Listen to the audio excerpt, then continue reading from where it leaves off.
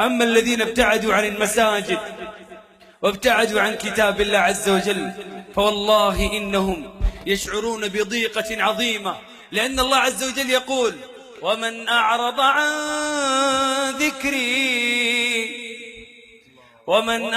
عن ذكري فإن له معيشة ضنكا ونحشره يوم القيامة أعمى قال رب لم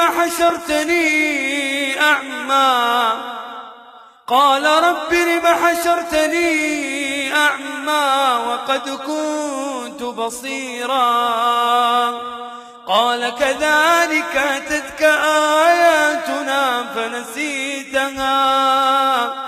فنسيتها وكذلك اليوم تنسى.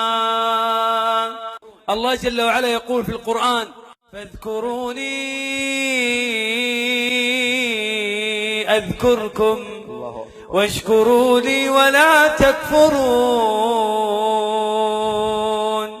الله عز وجل في سورة الأحزاب ينادي أهل الإيمان، يقول الله عز وجل: يا أيها الذين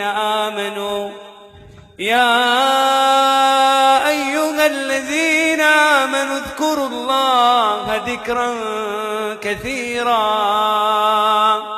وسبحوه بكرة وأصيلا.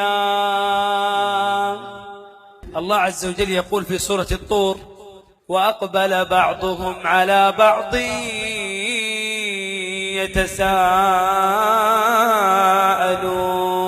يتساءلون. منهم أهل الجنة، الله يجعلنا منهم. وأقبل بعضهم على بعض